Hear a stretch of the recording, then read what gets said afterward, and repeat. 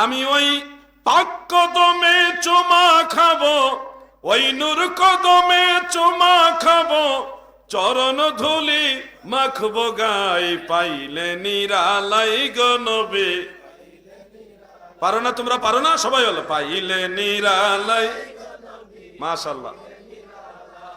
আমি নূর কদমে চুমা খাবো, পাক কদমে চুমা খাবো, চরণ ধুলি মাখবো গায়ে, পাইলে নিরালাই গো নবী। মাশাআল্লাহ, জোরে পাইলে নিরালাই গো নবী, পাইলে নিরালাই। নবীর রওজা শরীফ বহু দূরে, লোহিত সাগরের তীরে, আশিকানরা দিলে সালাম, এই আশিকানরা দিলে সালাম, নবী শুনতে পাই, পাইলে নিরালাই গো নবী, পাইলে নিরালাই। বলুন না, পাইলে নিরালাই। আমি নূর কদমে চুমা খাবো, পাক কদমে চুমা খাবো, চরণ ধুলি মাখবো গায়ে, পাইলে নিরালাই গো নবী। আমি সাহেব কেবলার কদম বসি করার সুযোগ পাইছি। আল্লামা মুফতি আবু নাসির জিহাদি সাহেব মাদ্দাজিল্লাহুল আলী হুজুরের সাথে যাওয়ার সুবাদে আমি সাহেব কেবলাকে হুজুরের পার্সোনাল রুমে ওই হুজুরের সাথে গেছি, সুযোগ পেয়ে গেছি, হুজুরের কদমে চুমা খাইছি। মারহাবা। ওলি আল্লাহদের কদমে চুমা খাওয়াটা এটা সৌভাগ্যের ব্যাপার, যার তার কপালে জুটে না।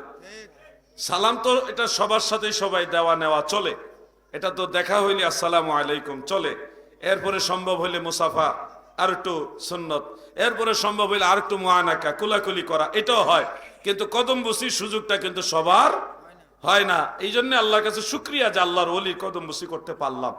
আমরাও চেষ্টা করব, বেশি দূরে দরকার নেই গো দাদু, আপনাদের মা আপনাদের বাবা এই দুইটা মানুষের পায়ের মধ্যে চুমা খায়া প্রমাণ করেন না যে আমি জান্নাত চাই। জান্নাত খোঁজার জন্য আপনাকে আমেরিকা, লন্ডন, কানাডা, ইউরোপে যেতে হবে না। নবীজি বলছে ইন্নাল জান্নাতা তাহতা আকদামিল উম্মাহাত, মা বাবার পায়ের নিচে হলো সন্তানের জান্নাত, মানে মায়ের পায়ের নিচে। সুবহানাল্লাহ বলেন, সুবহানাল্লাহ বলেন। আমার এই কথাটা কি রাখবেন নি? আজকে যে ওয়াজ করলাম এত কষ্ট কইরা, আমি দেখি যুবক ভাইরা যাদের মা আছেন বাবা আছেন, দুই একজন কি পাবো যে আমি মা বাবার কদম বসি করবো? ইনশাআল্লাহ করবেন নি? মাশাআল্লাহ, মাশাআল্লাহ, নারে তাকবীর।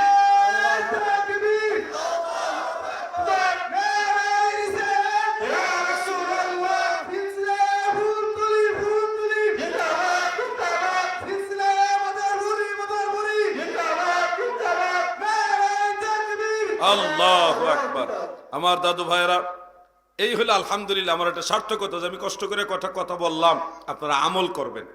এই নিয়তের ভিতরেই আল্লাহ তাআলা আপনাদের ফজিলত দিবেন, মর্তবা দিবেন, মর্যাদা দিবেন। শুনুন ভাই, এই যে কইছেন মা বাবার ইজ্জত করবেন, এই কথাটা কিন্তু এখানে লেখা হয়েছে, ফেরেশতারা কিন্তু নোট করছে, নোট করছে না?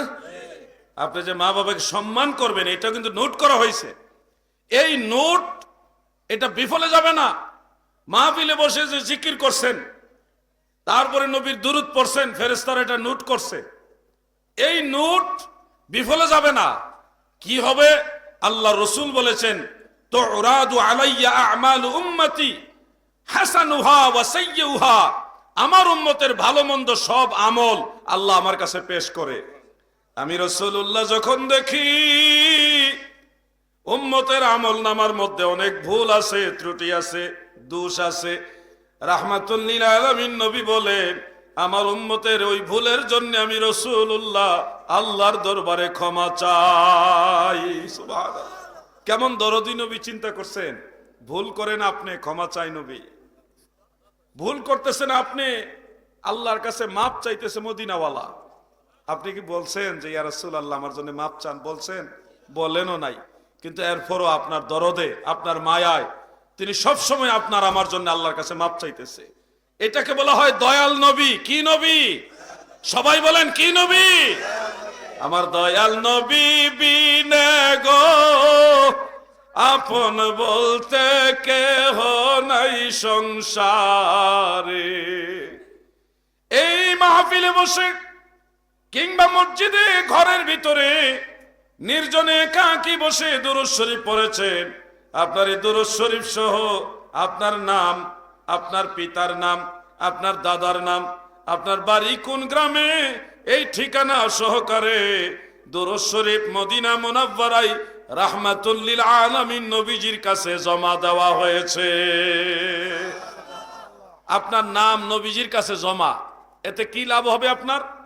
হাসরের ময়দানে এই নামটা নিয়া, দুরূদ শরীফটা নিয়া আল্লাহ তাআলার প্রিয় হাবিব আল্লাহর কাছে দাঁড়ায় বলবে, আল্লাহ, ও দয়াল আল্লাহ, আমি আপনার হাবিব, আপনার বন্ধু মুহাম্মদ মুস্তাফা সাল্লাল্লাহু আলাইহি ওয়াসাল্লাম আপনার কাছে দাঁড়াইছি, আমারই গুনাহগার উম্মত ওই কালী কৃষ্ণপুর মাহফিলের মধ্যে আমি রসুলের দুরূদ পড়ছে, এই দেখেন দুরূদ, এই হলো তার নাম ঠিকানা আমার কাছে জমা আছে।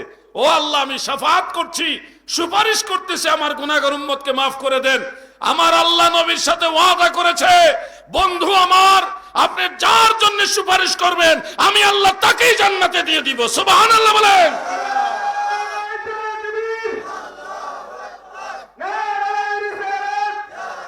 আমরা মদিনাওয়ালা শাফাআত চাই কিনা বলেন? সবাই বলেন নবীজির শাফাআত চাই কিনা?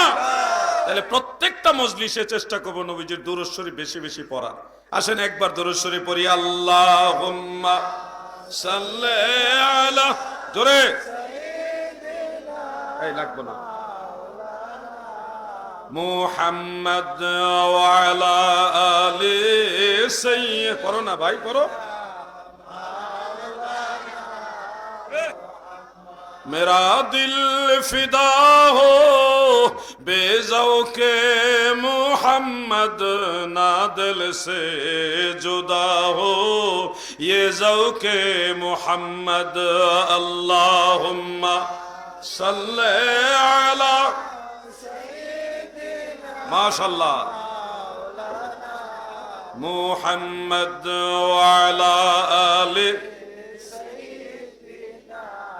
মাওলানা। দুরূদ শরীফ যত বেশি পড়ব হাসরের ময়দানে তত বেশি নবীর কাছাকাছি থাকব। নবীজির কাছে যদি থাকি সবার আগের দিকে, আগে আগেই নবীর সুপারিশ নসিব হয়ে যাবে। এখনকার জমানা ভালো না, বিভিন্ন ধরনের শায়েখ, বড় বড় বক্তা বের হবে যারা নবীজির সুপারিশকে বিভিন্নভাবে অ্যানকার করবে। তাদের ওয়াজ আর আমাদের ওয়াজের মধ্যে একটু বেশ কম আছে। তাদের ওয়াজটা হলো যে রসুল পাক সাল্লাল্লাহু আলাইহি সাল্লাম শাফাআত করবে, কিন্তু আল্লাহ অনুমতি না দিলে সুপারিশ করবেন না। আর আমরা বলি নবীজি শাফাআত করবেন এবং শাফাআত করার অনুমতি আল্লাহ দিয়ে দিয়েছেন। দুইটা কথার বেশ কম দেখবেন। একটার মধ্যে নবীজির সাথে একটু একটু বেয়াদবি আছে, যে নবীজি শাফাআত করতে পারবে না যতক্ষণ না আল্লাহ অনুমতি না দেয়। এটার মধ্যে বোঝা যাচ্ছে অনুমতি এখনো দেয় নাই। কিন্তু আসল বিষয়টা হলো নবীজি বলেছেন উতিতু শাফাআহ, আমাকে শাফাআতের অধিকার দেওয়া হয়েছে। তার মানে আমাদের সুন্নি আকীদা যেটা, নবীজি আল্লাহ তাআলার অনুমতি পেয়ে গেছেন, সেই অনুমতি ক্রমে হাসরের ময়দানে শাফাআত করবেন। দুইটা কথা যদিও মনে হচ্ছে একই, কিন্তু এক না। একটা কথার মধ্যে নবীজির সাথে পরোক্ষভাবে বেয়াদবি আছে। আল্লাহ রসুলের সাথে যারা বেয়াদবি করে তারা কি জান্নাতে যেতে পারবে? এজন্য যারা ওয়াহাবি তারা কিন্তু বিভিন্ন কায়দা নবীর সাথে বেয়াদবি করে, বিভিন্ন কায়দায়। সুন্নিরা নবীজির সম্মান তাজিমের ব্যাপারে খুব বেশি সতর্কবান। যে কোনো একজন লোক ফুলতলি সাহেব কিবলা রহমাতুল্লাহ আলাইহির কাছে গিয়ে বললেন, হুজুর, আমরা আপনার সাথে ঐক্য করতে চাই। যে লোকটা ঐক্যের প্রস্তাব দিয়েছে সে হইলো ওয়াহাবি আকীদার লোক। কি আকীদার লোক? ওয়াহাবি আকীদা মানে নবীজির সাথে বেয়াদবি করে যারা, এরাই ওয়াহাবি। তো সাহেব কিবলা এই প্রস্তাবের উত্তরে বললেন যে আমি কচু শাক দিয়ে গরুর গোশত খাই না। বুঝছেন নি আপনারা? আপনারা কি কচু শাক দিয়ে গরুর গোশত খান? এটা দিয়ে কি বুঝাইলেন সাহেব? সাবে কি বুঝাইলেন? যে গরুর গোশতের সাথে কচু শাক চলে না। অর্থাৎ আহলে সুন্নাহ ওয়াল জামাতের সাথে নবীর দুশমনদের ঐক্য চলে না। আগে তোমরা নবী প্রেমিক হও, রসুল পাকের ব্যাপারে তাজিম তাকরিম শিখো। এই গোটা দুনিয়ায় জান্নাতি দল একটাই, জান্নাতে যাবে একটা দল, সেই দলের নাম আল্লাহ রসুল বলেছে আহলে সুন্নাহ ওয়াল জামাত। সুবহানাল্লাহ। আমরা কি সেই নবীর দলে আছি না নাই? সবাই বলেন আছি না নাই? শোনেন যুবক ভাইরা,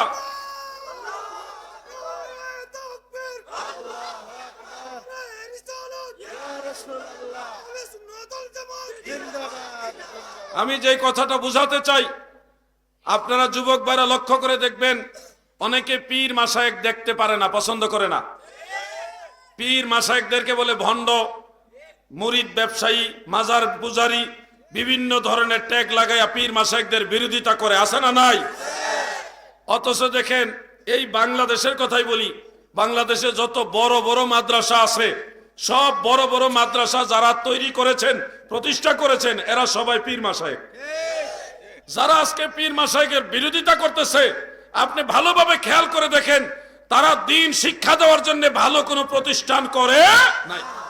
আল্লাহর ওলিরা, পীর মাশায়েখরা যে প্রতিষ্ঠান দিন রাত অক্লান্ত পরিশ্রম করে মাদ্রাসাগুলি করে গেছে, সেই তৈয়ার জায়গা পেয়ে এখন তারা বলতেছে পীর লাগবে না, পীর মুরিদি ব্যবসা, পীর মুরিদি মাজার পূজা এগুলি করা যাবে না। অথচ ইসলাম এই দেশে মানুষকে শিখাইছে আল্লাহর ওলিরা, ঠিক কিনা বলেন? মানুষ নামাজ পড়তে জানতো না, তাদেরকে নামাজ শিখাইছে। মানুষ টুপি মাথা দিতে আগ্রহী ছিল না, তাদেরকে টুপি পরা শিখাইছে। মানুষ দাড়ি রাখা জানতো না, সুন্নত হিসেবে মানতো না, তাদেরকে দাড়ি রাখা শিখাইছে। মানুষ ধুতি পরতো, সেই ধুতি খুলে লুঙ্গি পরা শিখাইছে। ইসলাম শিখাইছে যারা, তারাই আল্লাহর ওলি, ঠিক কিনা বলে? সেই আল্লাহর ওলিদের বিরোধিতা যারা করে, সেই আল্লাহর ওলিদের বিরোধিতা যারা করে, এরা আবার ইসলামের স্লোগান লাগায়, অমুক ইসলাম তমুক ইসলাম। আমরা নয়া ইসলামের লোক না, আমরা শাহজালাল যে ইসলামের, আমরা সেই ইসলামের লোক। বেজার হইতেছেন নি? কথা এইটাই ঠিক, বেজার হইলে কিছু করার নাই, কথা ওইটাই। বড় পীর আব্দুল কাদের জিলানী যে ইসলামের, আমরা সেই ইসলামের। যারা নতুন ইসলামের দাবি করে বলে আব্দুল কাদের জিলানী বা খাজা মঈনুদ্দিন চিশতি বা বড় বড় পীর মাশায়েখ, তারা বড় আলেমা ছিল না। কি আলেমটা হইছে হে এখন? সলিমুদ্দিনের ফলা কলিমুদ্দিন, বাপ দাদার নাম নাই, সানমুল্লার বিয়াই, সে কই আব্দুল কাদের জিলানী বড় আলেমা ছিল না। চিন্তা করছেন কতটা স্পর্ধা তাদের? অথচ সারা পৃথিবীতে বড় পীর সাহেব হুজুরের খলিফা আছে, আছে না নাই? আর গাউসে পাক কেমন লোক, উনি আওলাদে রসুল। মায়ের কুলে হলো ইমাম হাসান রাদিয়াল্লাহু আনহুর বংশধর, বাবার কুলে ইমাম হুসাইনের বংশধর। মারহাবা বলেন। এমন একজন ব্যক্তি, উনি নাকি কোরআন হাদিস কম বুঝতো, আর এখন বুঝুন্নার করে বুঝুন্না হইছে। এখন নামাজ পড়ে উল্টা পাল্টা, নামাজের পরে মোনাজাত করে না, মোনাজাত বেদাত। চিন্তা করছেন মানুষ আল্লাহর কাছে দোয়া করলে কতটা প্রেম জন্মায় তার অন্তরে? আল্লাহ আল্লাহ গো, কত মহব্বত আল্লাহর সাথে। আমি মোনাজাত বন্ধ করে দিছে, তার দলিল নাই তো, এক কিতাবুল আন্দাজ। হ্যাঁ বেদাত, তার তো বেদাত করলে দলিল লাগে না তো। এত জানাজার পরে দোয়া করতে রাজি না, ঝগড়া করে চলে যাও, জানাজার পরে দোয়া নাই, বেদাত, নামাজটাই দোয়া, নামাজটাই দোয়া। একটা যুক্তি দিয়া দিল। আচ্ছা কি কইছে? নামাজটাই দোয়া। তো শব্দটা কি? নামাজ, নামাজটাই দোয়া। তাহলে তো আগে হে নামাজ কইল এটারে। আচ্ছা যদি নামাজটাই দোয়া হয়, 5 ওয়াক্ত নামাজ পড়েন না আপনারা? কি কথা কন না কেন? সুন্নত নফল নামাজ পড়েন না? তাহলে নামাজটাই যেহেতু দোয়া, তাহলে আর কোন নামাজের পরে দোয়া করুন যাব? সুন্নত নামাজ পড়ে দোয়া করা যাবে না, নফল নামাজ পড়েও দোয়া করা যাবে না, কারণ তার যুক্তি হলো নামাজটাই দোয়া, তাহলে আর দোয়াই বন্ধ। আচ্ছা আল্লাহর কাছে হাত তোলা বন্ধ করে দিলে আল্লাহর সাথে সম্পর্ক কি আপনার বাড়লো না কমলো? কমলো। তা আল্লাহর সাথে সম্পর্ক কমাইতে চায় কে? মুমিন না কমিনে?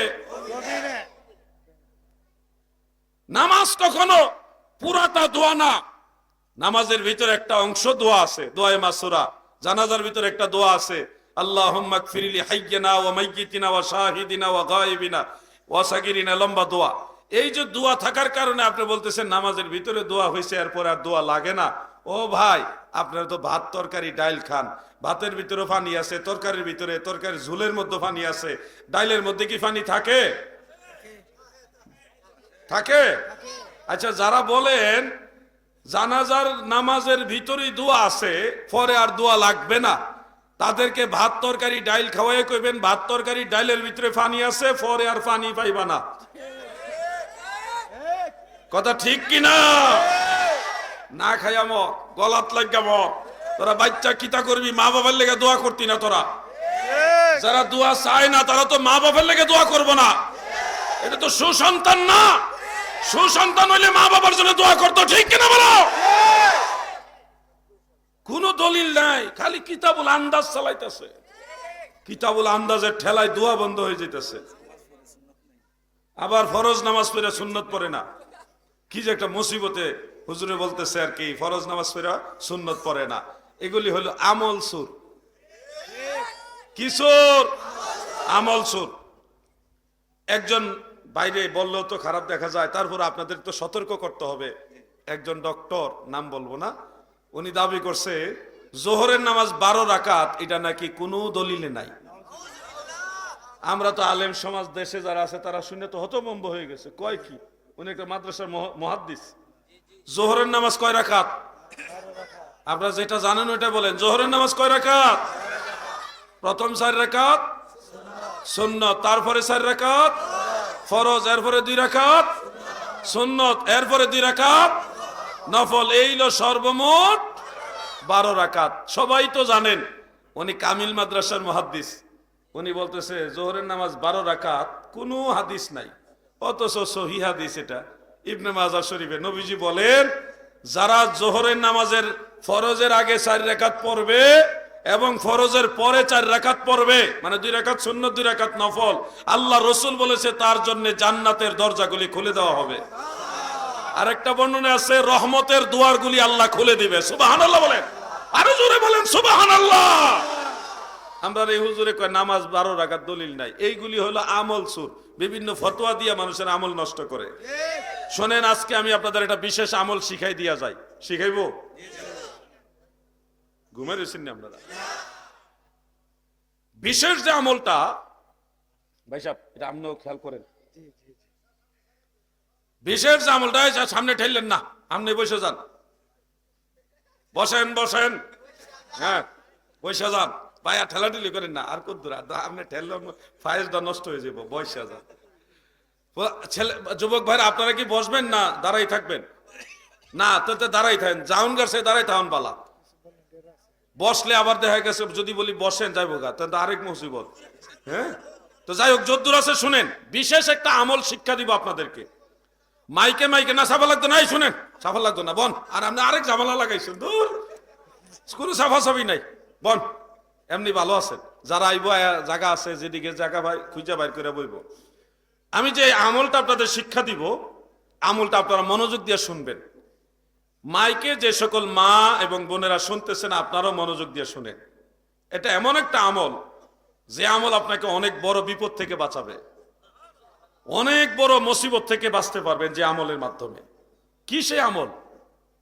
সে আমলটা হলো, আপনি যখন দেখবেন কোনো কিছু দরকার, কোনো প্রয়োজন, কোনো একটা মুসিবতে পড়ে গেছেন, রোগে বেমারে পড়ে গেছেন, যে কোনো আপনার হাজত দরকার, তখন আপনি দরজা জানালা লাগাই দিয়া চুপচাপ ঘরের ভিতরে জায়নামাজে সেজদায় গিয়ে আল্লাহর সাথে বাংলায় কথা বলবেন। আপনি যেই ভাষা জানেন ওই ভাষায় কথা বলবেন।